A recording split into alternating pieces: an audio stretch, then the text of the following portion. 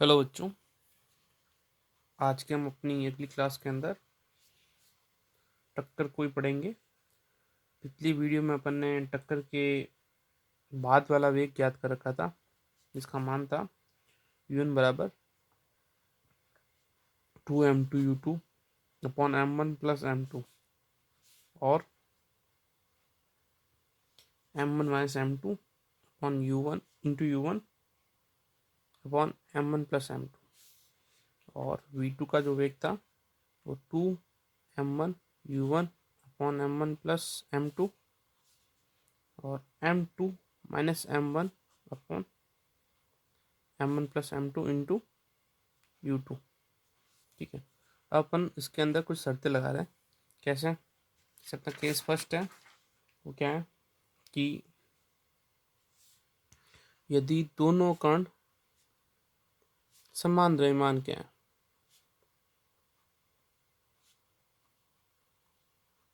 तो क्या होगा। इस केस के अंदर दोनों कण समान द्रव्यमान के हैं तो जो समीकरण ये अपन यहाँ फर्स्ट और सेकंड दे देते हैं।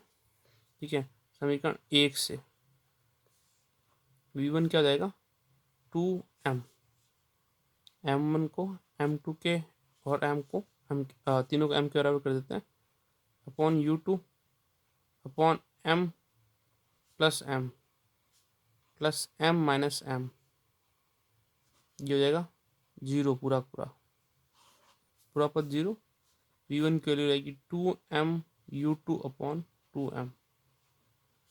v1 की वैल्यू u2 के इक्वल वह समीकरण दो से दो क्या आएगा, v2 जो है वो है 2m u1 बट्टा m प्लस m, यहाँ पर भी जीरो हो जाएगा। v2 की वैल्यू हो जाएगी 2m u1 बट्टा 2m, v2 equal to u1 और v1 इक्वल टू u2। ऐसा करके अपन ये कह सकते हैं कि वेलोसिटी जो एक्सचेंज हो जाएगी, मतलब जो टक्कर से पहले कण का वेग है और टक्कर के बाद में दूसरे कण का वेग हो जाएगा, और जो टक्कर के पहले दूसरे कण का वेग था जो टक्कर के बाद में पहले कण का वेग हो जाएगा। ठीक है, इस तरह से वेग स्थानांतरित हो जाएगा। दूसरी बात, अपन यहाँ पे सेकंड स्थिति लेते हैं कि यदि द्रव्यमान तो समान हो और साथ में द्वितीय कण क्या स्थिर हो। ठीक है, दूसरा कण क्या स्थिर हो मतलब u2 बराबर जीरो हो, तो उस केस के अंदर क्या रहेगा, तो उस केस के अंदर एक ये चीज़ रहेगी, लेकिन जो वेग होगा वो वेग क्या हो जाएगा, यहाँ पे v1 का तो हो जाएगा जीरो और v2 का क्या हो जाएगा u1। मतलब जो प्राथमिक कण था, जो पहला कण था, उसका वेग तो हो गया, पहले कण के वेग का जो टक्कर से पहले का वेग था वो गया दूसरे कण का, और जो टक्कर से पहले जो स्थिर था, ठीक है, वो हो गया गतिशील, और जो गतिशील था वो हो गया स्थिर।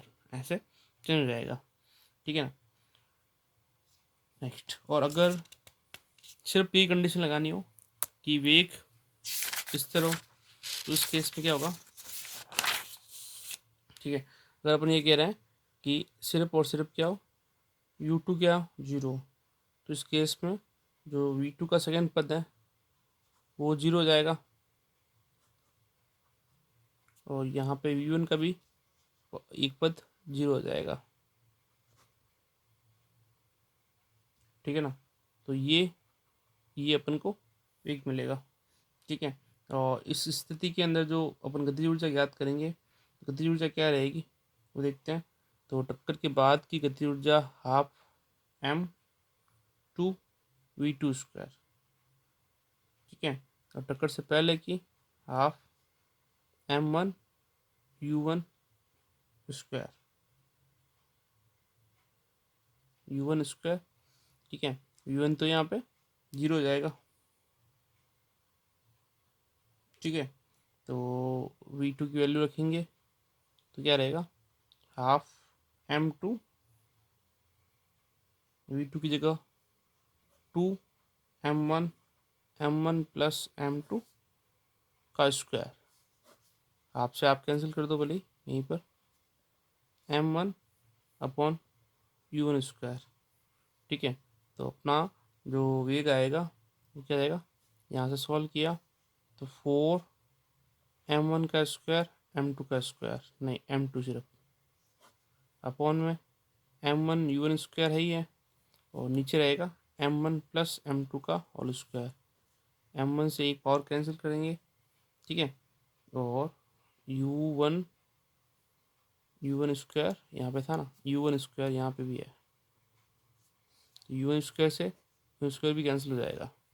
तो जो वेग नहीं, जो ऊर्जा होगी वो गतिज ऊर्जा क्या रहेगी, 4m1m2 upon m1 plus m2 का होल स्क्वायर। ठीक है, और अगर द्रव्यमान बराबर ले रहे हैं, ठीक है, यदि m1 भी m2 के बराबर है तो उस केस के अंदर हो जाएगा 4m upon m plus m का whole square, 4m square upon 4m square. एक मतलब गतिज ऊर्जा की हानि नहीं होगी। ठीक है, उनका अनुपात क्या रहेगा, एक समान रहेगा। नेक्स्ट, इसी समीकरण के अंदर अपन चौथी स्थिति लेते हैं इसकी।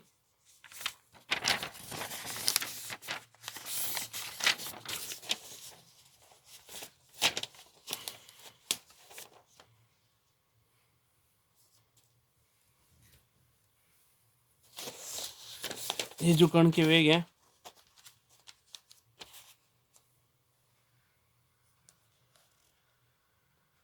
उनका मान क्या रहेगा,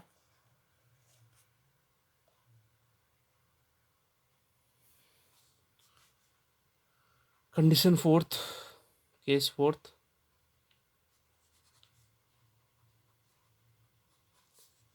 ठीक है, कि यदि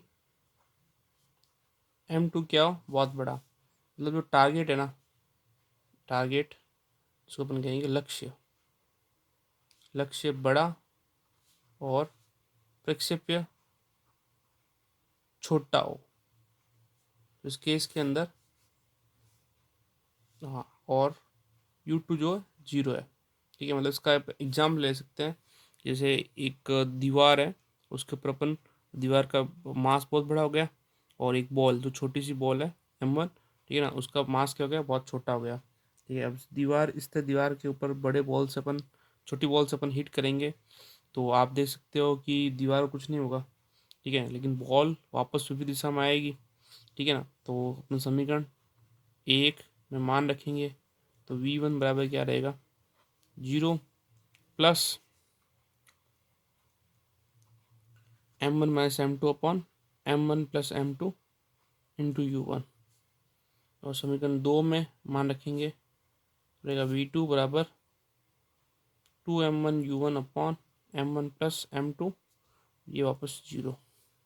ठीक है, अब v1 की वैल्यू तो हो गई m1 minus m2 upon m1 plus m2 into u1, और v2 की वैल्यू हो गई 2m1u1 upon m1 plus m2। हम कह रहे हैं कि m2 का मान बहुत बड़ा है, m1 का मान छोटा है। ठीक है ना, तो m1 छोटा है, उसको छोटे को अपन नेगलेक्ट कर लेते हैं। ठीक है, नेगलेक्ट करेंगे तो इस स्थिति के अंदर जो मान रहेगा वो क्या रहेगा,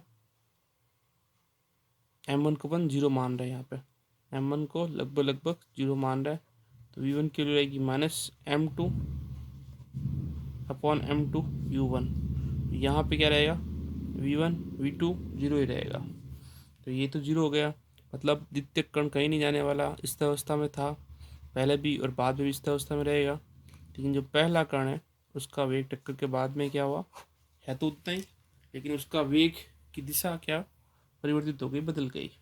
ठीक है, तो जैसे अपन बॉल को दीवार पर हिट करेंगे तो वो दीवार को तो कोई फर्क नहीं पड़ेगा, पहले भी स्थिर अवस्था में थी और बाद में स्थिर अवस्था में रहेगी, लेकिन जो बॉल है वो विपरीत दिशा के अंदर विपरीत वेग से गति करती हुई वापस आएगी।